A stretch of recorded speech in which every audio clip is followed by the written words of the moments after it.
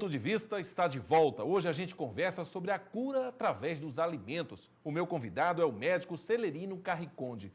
Doutor Celerino, veja bem, existem várias doenças, claro, e muitas delas, ou a totalidade, pode dizer assim, podem ser curadas com a própria natureza, né? Isso. Por exemplo, gastrite é uma coisa que muita gente tem hoje, refluxo gástrico também, esofagite e tal. É possível você se prevenir ou até curar esses problemas com que tipo de plantas medicinais? Bom, primeiro, a gastrite começa com azia, né? E a azia você resolve com limão. Mas é um paradoxal. Como é que o limão é ácido e vai combater a azia? Porque os semelhantes se combatem. O ácido combate o ácido. Se você botar um antiácido, aumenta mais a produção de ácido. É questão do feedback, a geladeira. Se você bota calor, ela vai ligar para produzir mais frio. Se você bota frio na geladeira, não liga a geladeira, não gasta energia. Mesma coisa no corpo da gente. Aí faz o suco do limão? Pega meia banha de limão, 2 dedos e toma. Passa azia na hora, espetacular. Com relação a outra pergunta que você fez, com relação a... Não, ao refluxo gástrico. O refluxo você tem um problema de que às vezes a pessoa come muita porcaria. Hoje, gordura. Não, é a mistura que você faz, cara. O pessoal vai comer arroz, macarrão, batata frita, farinha, macaxeira. É muita massa com massa. Fermenta isso aí, dá gás, dá mal-estar, leva a gastrite. O nosso erro está porque a nossa maneira de comer e também o fato do fast food, que o pessoal come sempre rápido, também dificulta. E aí vem, o cara come e sai correndo para trabalhar. Não faz nem a digestão direito, né? O estômago vai sofrendo com isso. Além das porcarias que o povo come. Tudo que é porcaria que vem enlatado, o leite hoje é um veneno. A vaca está comendo cocô de galinha de granja para poder aumentar a produção de leite. A lactose está provocando intolerância. E o pessoal toma leite demais. Isso aí, hoje, aumenta mais essa esofagite. O que antigamente era bom, hoje não é mais. Pela maneira de produção que você colocava antes. Quer dizer, antes a vaca comia capim, hoje come o quê? Ração, cocô, essas camas de galinha de granja, elas comem, é proibido, hein? Mas dão para aumentar a produção de leite. E depois você vai consumir aquilo. O que tem ali Mas dentro? a gente vai substituir pelo quê? O leite? Pelo fermentado. Tu pega o leite fermentado, tu pega, por exemplo, um iogurte, ele tem muitas bactérias que até vão melhorar o teu intestino. Hoje tem famosa probióticos, o que são? São bactérias vivas que melhoram a flora intestinal, combatem as bactérias ruins e melhoram o estado geral, aumenta a produção de vitaminas e também melhora o timo, que vai produzir mais anticorpos contra a doença. A gente falou também no início do programa em relação ao câncer e até ao diabetes. É possível a pessoa ter um controle do diabetes e até melhorar ou evitar um câncer com esse tipo de alimentação? Com relação ao diabetes. Diabetes 2. Eu fiz um curso agora recentemente para os diabéticos. Tinha um que tinha 400 e pouco de açúcar no sangue. Fazia dieta e não resolvia. Aí eu prescrevi toda a orientação. Fazer caminhada pela manhã, consumir mais fibras, tirar fritura, de orientação em geral. Meu girimum cru. E aí, passado 3 semanas depois, chegou um mês, nós voltamos a nos encontrar e ele me contou que só a caminhada, sem usar remédio, já havia baixado o seu açúcar. Mas o pessoal não quer fazer exercício.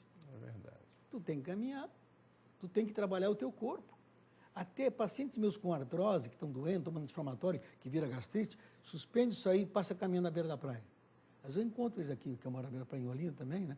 Encontro com eles. Nunca mais tomei remédio, eu estou caminhando todo dia, estou outra. Libera a endorfina interna. Doutor Celerino, vai depender do grau da artrose, porque tem artrose depende do grau. Que a pessoa nem anda mais. Sim, né? sim. Mas se você atuar no começo, é que as pessoas procuram o médico na última instância. Tu tem que procurar no começo.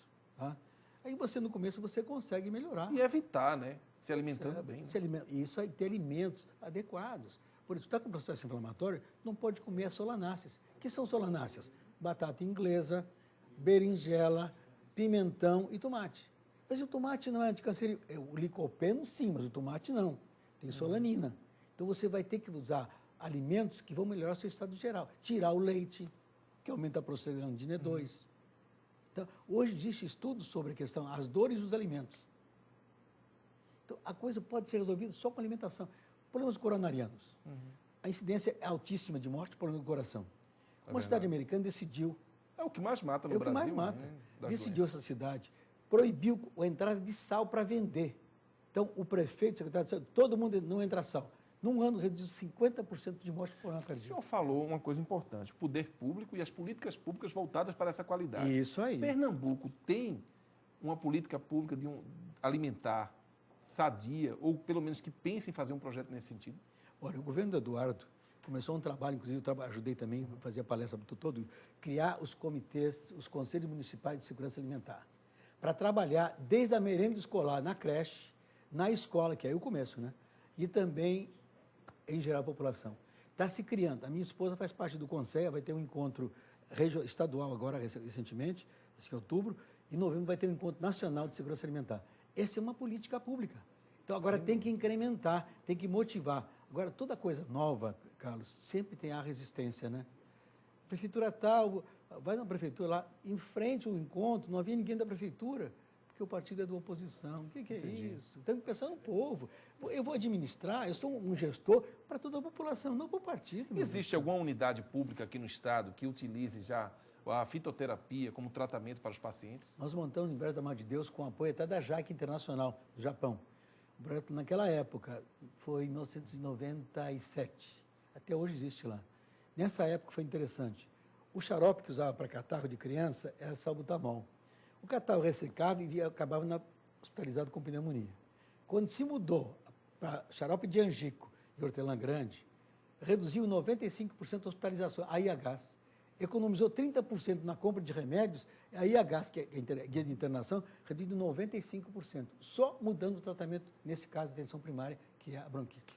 Pois é, a inflamação da garganta, que é uma coisa tão comum nas pessoas hoje em dia, a gripe, o resfriado, enfim, como curar com as plantas? Olha, tem dois tipos de inflamação da garganta. Tem uma que é viral, que é a mais frequente. Aí a casca do romã tem ação antiviral. A casca do romã é travosa, né? Sim. Aí você cozinha e faz o gargarejo, não toma. Você acaba com a infecção viral. Quando é com catarro, com pus, que é estreptococcus beta-hemolítico, tu tem que usar um antibiótico. Mas acrescenta um anti-inflamatório de uma planta, que chabeira, por exemplo, é um anti-inflamatório. Aí você combate. E essa com pus pode virar moléstia reumática.